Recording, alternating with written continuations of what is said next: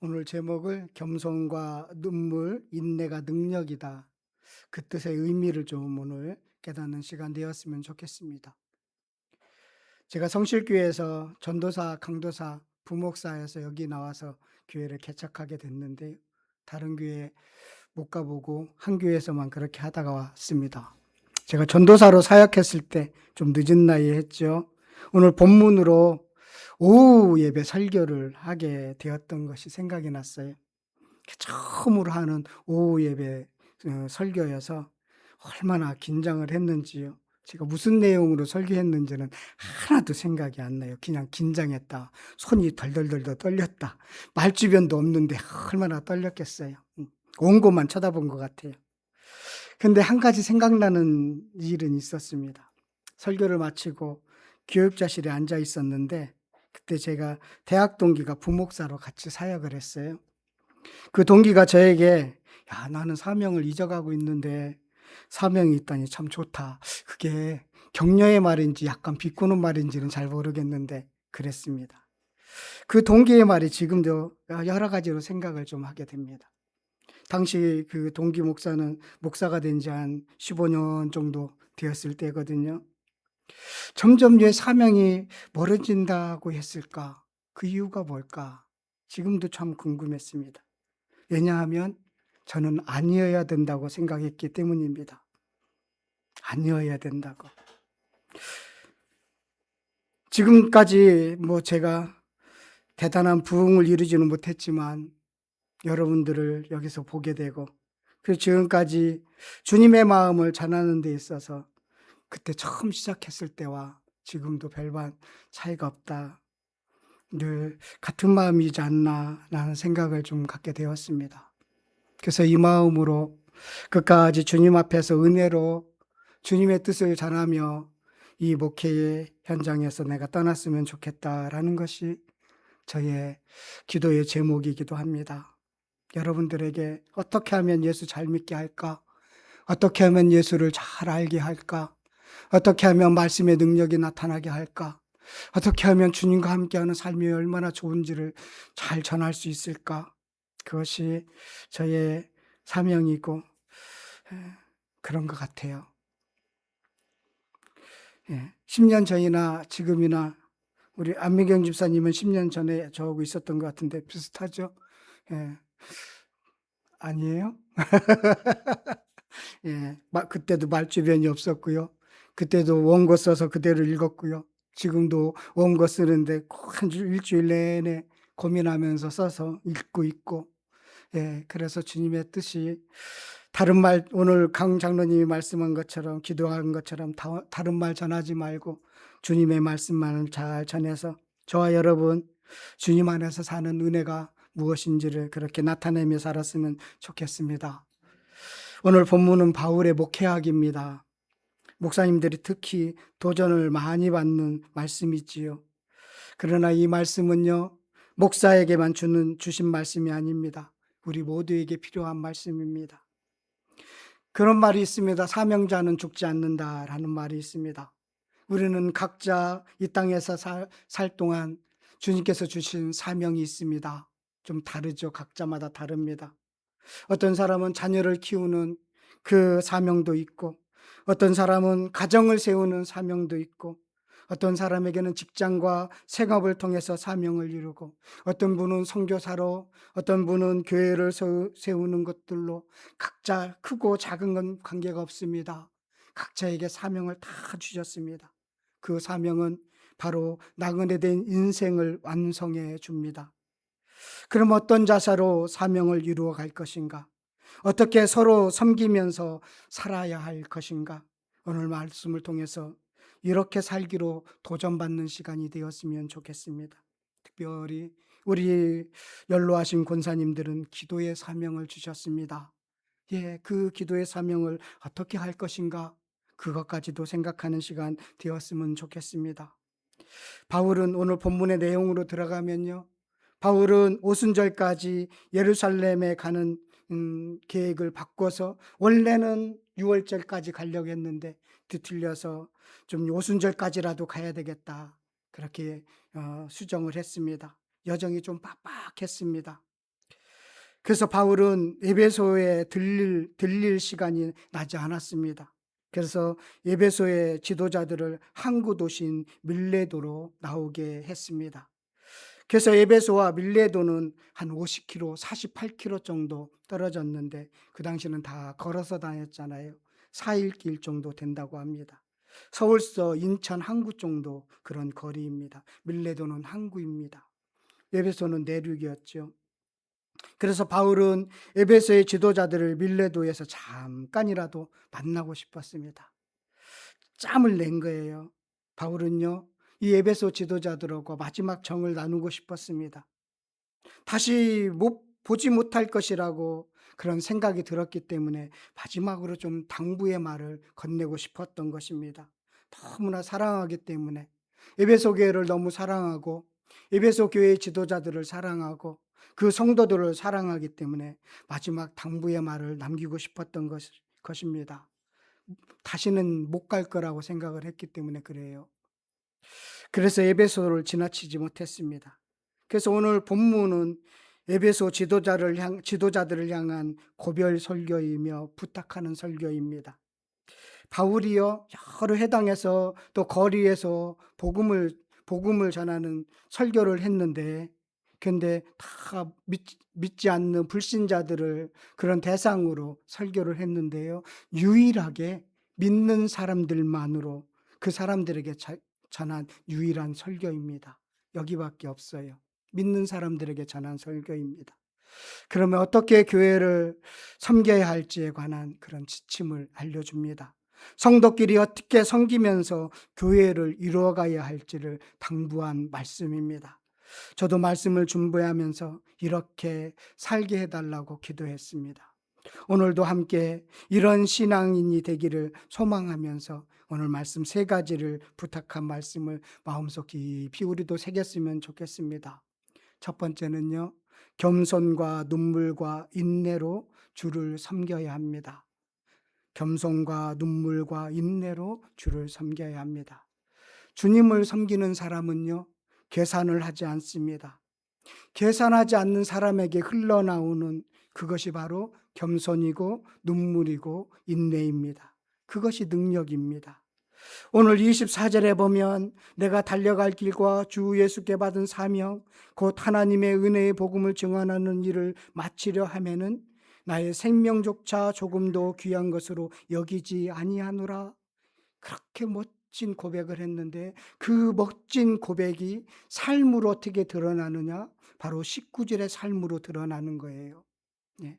사명자는 겸손과 눈물과 인내의 삶으로 드러나게 되어 있습니다.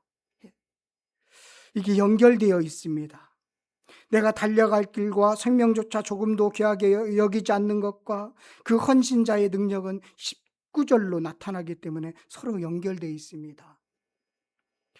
여러분, 섬김의 대상은요, 사실은 교회나 성도가 아니라 누구죠? 주님입니다. 주님이 아니면 배려를 권리로 생각하는 분들을 만날 수 있기에 마음이 상하지요. 넘어질 수 있습니다. 주님을 통과한 후에, 주님을 섬긴 후에 성도를, 교회를 봐야 합니다. 그래야 사람에게 시험 들지 않습니다. 그래야 섬기다가 넘어지지 않습니다. 그럼 바울이 이 배운 겸손은 무엇인가요? 어디서 바울은 배웠을까요? 바울이 배운 겸손은 무엇일까요? 주님 닮는 것이었습니다. 주님 닮는 것이 주님 섬기는 것이죠. 하나님의 일은 주님을 믿는 것이라고 했잖아요. 마태복음 11장 29절에 나는 마음이 온유하고 겸손하니 나의 멍에를 메고 내게 배우라. 그리하면 너의 마음이 쉼을 얻으리라. 누구에게 배운다고요? 온유하고 겸손하신 주님에게서 배우는 거예요. 겸손은 예수님이 내가 온유하고 겸손하니까 나에게서 배워라. 다른 데서 배우지 마라. 주님을 섬기는 것, 주님을 닮아가는 것이 바로 겸손인 것입니다.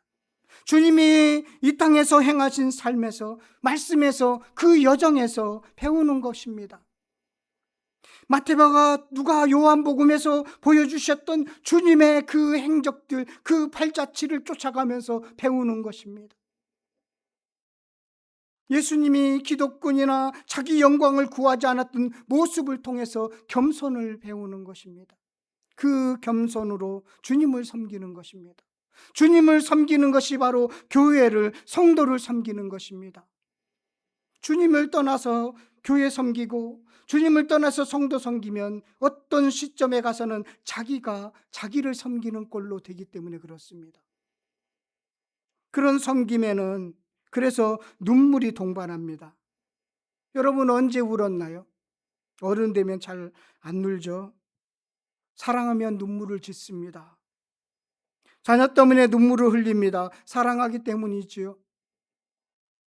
우리 정 권사님 2달 만인가요? 3달 만인가요? 석 달 만에 오늘 권사님이 오시니까 교회가 꽉 차 보여요. 우리 이경자 집사님이 비전 트립 가고 김경덕 집사님이 오늘 일 있어서 못 나오는데 다 채워졌어요. 우리 권사님이 나오셔서 우리 권사님의 기도 소리를 들으면 그 자녀들을 위한 기도, 그러면서 눈물을 짓는 그 기도, 사랑하기 때문에 기도하는, 사랑하기 때문에 눈물 흘리는 그 기도를 들을 수가 있습니다. 사랑하니까 눈물을 흘립니다. 우리 주님도 우셨죠. 사랑하는 나사로의 죽음 앞에서 사람들의 믿음을 볼 수가 없어서 그 안타까운 그 사람들을 보면서 주님이 비통해 하셔서 우셨습니다. 주님을 거부하는 예루살렘, 그 예루살렘을 떠나면서 그들에게 닥칠 그 환난, 그것을 보면서 주님은 우셨습니다. 주님을 거부하는 사람들의 닥칠 환난을 보면서 주님 우셨습니다. 사랑하는 사람들이 주님을 거부할 때 주님은 늘 울었습니다. 우리의 눈물도 마찬가지인 것이지요.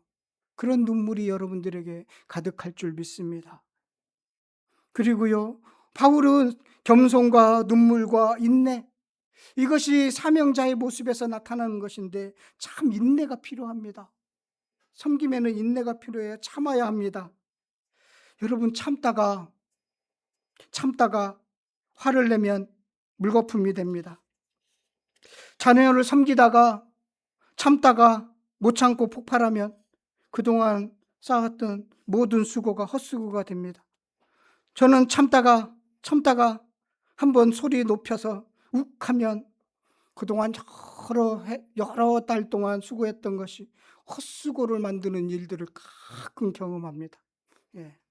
그거 회복하려면 또 몇 개월이 걸려요. 참으셔야 돼요. 끝까지 참으셔야 돼요. 폭발하지 마십시오.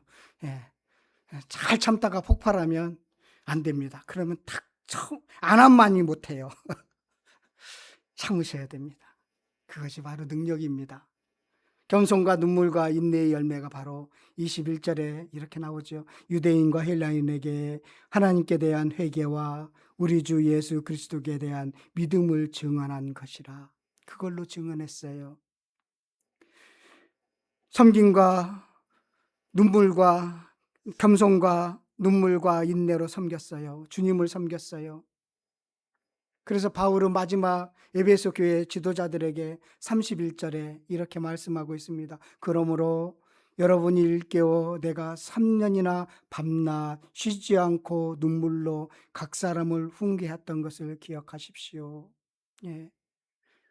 각 사람을 훈계할 때, 말씀 전할 때 바울은 많이 눈물을 흘렸나 봅니다. 주님의 사랑에 너무 감격해서 눈물을 흘렸겠지요. 진짜 신앙인의 능력은 바로 섬김과 눈물과 인내입니다. 그러니 여러분들도 그렇게 하십시오. 그렇게 성도들을 섬기고 주님을 섬기고 교회를 섬기십시오. 라고 그렇게 부탁하고 있습니다. 우리들에게도 동일하게 부탁하고 있어요. 여러분 이렇게 한번 살아보시죠. 약해 보이지만 강합니다. 이것이 능력입니다. 그러면 주님이 주시는 참된 쉼을 누릴 줄 믿습니다.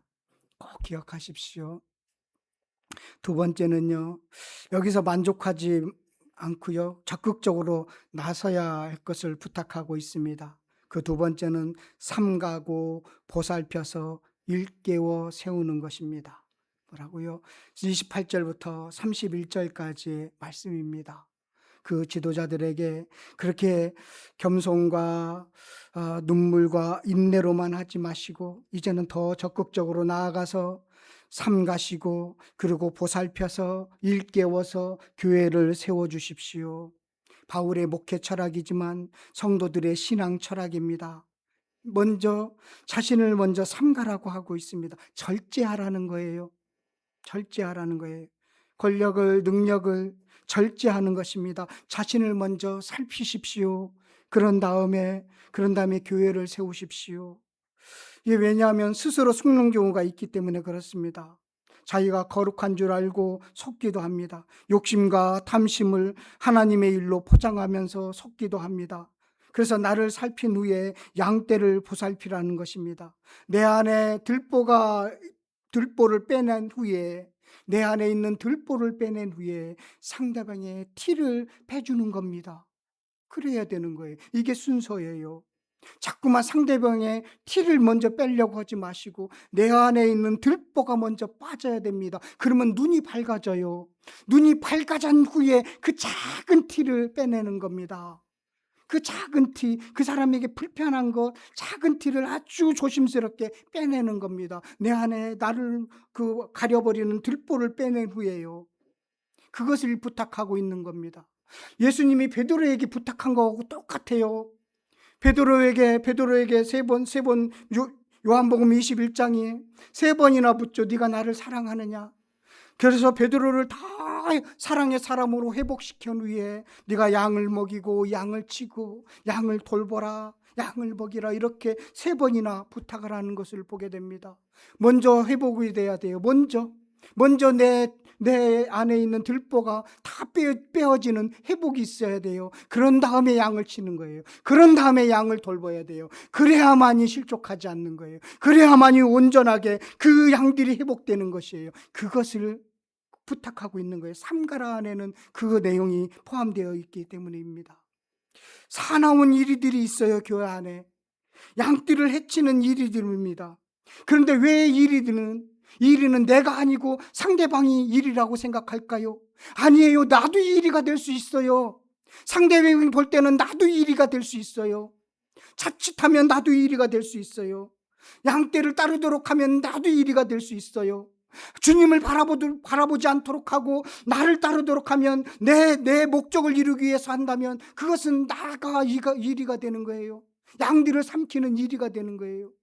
교회 안에는 이런 이리들이 있습니다. 그런데 내가 이리가 되지 말아야 돼요. 내가 이리가 되지 말아야 돼요. 그래서 교회 안에가 이리가 되어 있으니까 여러분 그렇게 살피십시오. 그리고 삼가십시오. 그런 다음에 일깨워 세워주십시오. 일깨워 세워주십시오. 그래서 교회가 세워지도록 하십시오. 그러기 위해서는 여러분들에게 필요한 게 뭐냐면 겸손과 눈물과 인내가 필요합니다. 이게 서로 연결되어 있습니다. 서로 연결되어 있어요. 하나라도 떨어지면 톱니바퀴가 하나라도 이가 나가면 안 돌아가는 거고 똑같습니다. 이것이 순환이 돼야 되는 것입니다. 이게 선순환입니다. 이게 은혜가 흘러가는 것입니다. 은혜가 흐르는 교회는 이것이 아주 원활하게 잘 흘러가는 교회예요. 우리 교회가 이런 교회가 되었으면 좋겠어요. 오늘 말씀에서도 이런 교회 되게 해달라고 우리에게 부탁하는 것 같아요. 저와 여러분 이런 은혜가 가득하기를 바라겠습니다. 그래서 삼가고 보살펴서 일깨워서 계속 세워주는 일, 잡아주는 일들을 해나가시기를 바라겠습니다. 그리고 세 번째는요, 이런 사람은 어떤 삶을 살아가느냐면 성령에 매여 고난의 길을 선택할 줄 알게 됩니다. 성령에 매여서 살아가요. 그런데 살아가는데 어디를 선택한다고요? 고난의 길을 선택하는 겁니다. 그것이 바로 오늘 22절에서부터 24절까지의 말씀입니다. 우리 22절부터 24절까지 한 목소리로 함께 읽었으면 좋겠습니다. 보라, 이제 나는 성령에 매여 예루살렘으로 가는데 거기서 무슨 일을 당할는지 알지 못하노라. 오직 성령이 각성에서 내게 증언하여 결박과 환난이 나를 기다린다 하시나 내가 달려갈 길과 주 예수께 받은 사명 곧 하나님의 은혜의 복음을 증언하는 일을 마치려 하면은 나의 생명조차 조금도 귀한 것으로 여기지 아니하노라라는 것입니다. 이게 사명자의 길이고 신앙인의 길이고 성령에 매여서 가는 사람들의 모습입니다. 앗소에서 바울이요, 이 말씀을 전하기 전에 지중해를 보면서 걸어갔죠. 3일 동안 걸었습니다. 예루살렘에 올라가면 환난을 만나고 어려움을 겪을 텐데 어떻게 할 것인가 그렇게 생각하면서 기도하는 시간 가졌습니다. 그렇게 기도하면서 결심했습니다. 성령에 매여갈 것을 결심했습니다. 성령의 이끌림에 갈 것으로 결심했습니다. 그래서 22절에 보라 이제 나는 성령에 매여 예루살렘에 갈 거야. 성령에 매여 가는 길입니다. 이 길은 하나님께 함께하는 여정입니다. 주님과 함께하는 여정입니다. 성령에 매여 예루살렘에 가는 것입니다. 사실은 당초 계획은 오순 6월달에 가고 부조금만 전달하고 그냥 자기는 안디옥 교회에 가서 다음 계획 선교 여행을 계획할 그런 생각이었는데 주님께서 말씀을 은혜를 주셔서 성령께서 말씀해 주셨습니다. 너 환난과 고난이 있지만 예루살렘을 꼭 가야 된다. 그런 마음을 주셨습니다. 그래서 성령에 매여서 가기로 결심을 합니다. 그런데 가는데 꽃길은 아닙니다. 환난과 결박이 기다리는 흙길입니다. 흙길이에요. 우리들은 고난이 오면 하나님의 일이 아닌가 하고 질문합니다. 내가 무엇 잘못했나 하고 고민합니다. 고난이 오면 그렇지요. 그러나 고난의 유무는 하나님의 일과는 무관합니다. 하나님의 일과는 무관합니다. 바울이 성령에 매여 예루살렘에 가는 중에 성령에 똑같이 감동을 받은 제자들을 만납니다. 두로에 도착했는데 그곳에서 제자들을 만나게 됩니다. 제자들이 성령이 감동을 받았습니다. 그러면서 그 제자들이 바울에게 예루살렘에 올라가지 말 것을 그렇게 부탁합니다. 막습니다. 그게 21장 3절 4절의 말씀이에요. 또 거기서 아니야 나는 올라갈 거야. 환난이 기다려도 나를 막지 마. 나는 예루살렘으로 올라갈 거야. 그리고 그 막는 것을 뿌리치고 가이사야에 이르렀습니다. 빌립 집사의 집에 들렸습니다. 아가보라는 선지자가 예루살렘에서 올라왔는데 성령의 감동이 되어서 이 선지자인데 감동에 되어서 바울에게 예루살렘으로 올라가지 말 것을 부탁합니다. 그것이 21장 10절 13절 말씀이죠. 다 바울을 아끼는 사람들이 두 번씩이나 성령의 감동에 되어서 올라가지 말 것을 권유합니다.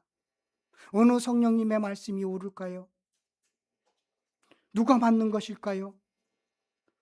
동일한 성령님인데 상반된 반응으로 나타나고 있기 때문에 누가 맞는 걸까요? 이상하지만 둘 다 맞습니다. 바울이 성령에 매여서 예루살렘으로 올라가는 거나 바울을 아껴서 올라가지 말라고 하는 거나 다 성령의 감동을 받아서 그렇게 말씀하고 있는 것입니다. 그런데 결심을 이루기 위해서는 수고가 따릅니다. 맞고 틀림이 아니에요. 맞고 틀림이 아니에요. 수고하는 길을 가느냐 쉬운 선택을 하느냐의 차이뿐이에요. 이런 반응의 극단적인 차이는 어디서부터 연유되느냐면요, 하나님의 입장에서 보느냐 사람의 입장에서 보느냐의 그 차이뿐이에요. 제자들은 바울을 아끼는 마음으로 성령에 감동된, 그래서 그 성령에 감동되어서 자신들이 해석하기에 바울을 너무나 아끼거든요. 바울 선생이 고난당하고 환난당하는 것 눈으로 보기 어렵거든요. 그래서 성령이 감동이 되어서 고난 거기 가면 큰일 나는데 어려움 겪는데 그래서 바울 선생님 안 가는 게 좋겠습니다. 안 가는 게 좋겠습니다. 그렇게 부탁하는 거예요. 그런데 바울도 그 환난과 고난이 있다는 거 알아요. 그런데 하나님이 부탁하신 거예요. 너 그런 거 있는데 너 갈 수 있겠니? 너 환난을 기다리는데 고난이 기다리는데 너 거기 갈 수 있겠니? 네가 가주면 참 좋겠어. 네가 가서 거기에서 해야 될 일들이 좀 있는데 투옥되고 힘든 일도 있겠지만 거기는 너에게 다른 어떤 것도 보장되지 않고 환난만 기다리겠지만 너 갈 수 없겠니? 그런 거예요. 내 이름을 위해서 투옥되고 고난을 받을 수 없겠니? 나를 위해서 그 길을 끝까지 완주해 줄 줄 나는 너 믿어. 그렇게 바울은 성령에 매여서 고난과 환난에 대해서 그렇게 해석한 거예요. 주님의 마음이 어딜까? 주님이 무엇을 원하실까? 그 차이뿐입니다. 다 똑같이 성령에 매여 있습니다. 성령의 감동을 받아서 말하고 있는 것입니다. 그래서 결심을 이루기 위해서는 고난을 이겨내야 합니다. 우리 모두는 결박과 고난을 알아야 합니다. 그러나 바울은 결박과 고난이 그의 관심사가 아니었습니다. 우리의 관심사는 늘 고난과 결박이 내 인생에 있을까 없을까, 그것이 관심사인데 바울의 관심사는 그것이 아니었습니다. 바울은 하나님의 뜻이 이루어지는 것이 관심이었습니다. 그래서 24절 말씀처럼 내가 달려갈 길과 주 예수께 받은 사명, 곧 하나님의 은혜의 복음을 증언하는 일을 마치려 하면은 나의 생명조차 조금도 귀한 것으로 여기지 아니하겠습니다. 그것이에요. 그래서 성령에 매여 가는 길은요, 알고 가는 길입니다. 여러분, 알고 가는 길이 쉬워요? 아니면 모르고 가는 길이 쉬워요? 알고 가는 길이 쉽지요. 제가 이번 휴가 때 어디 간다고요? 지리산 가기로 했잖아요. 모르는 길이에요. 생각이 하나도 안 나요. 20년, 30, 40년 전에 갔다 와서 생각이 하나도 안 나요. 그래서 모르는 길이라 걱정이 많지요. 예. 다들 안 간다 해서 혼자 갔다 올 수 있을 것 같기도 하고 안 갔기도 하고 할 것 같긴데, 여러분, 알고 가는 길이 쉬워요. 근데요, 꽃길이라면 알고 가는 것이 쉽겠지만 고난의 길이라면, 흙길이라면 모르는 것이 차라리 낫습니다. 우리에게 성령에 매여 가는 길입니다. 우리는 성령의 이끌리심에 의해서 우리가 살아가고 있죠. 그러기에 그 길이 쉽습니다. 그 길이 쉽고 고난이 있어도 쉬워요. 환난이 있어도 쉬워요. 왜? 주님과 함께 가기 때문에 그렇습니다. 주님과 함께 하기 때문에 안전한 길입니다. 성령의 인도하심은 안전한 길입니다. 그것을 순종하는 것이 신앙인의 모습입니다. 이게 성령에 매여 가는 거예요. 고난의 유무가 우리의 판단의 근거가 되지 않는 거예요. 여러분, 이게 성령에 매여 가는 것입니다.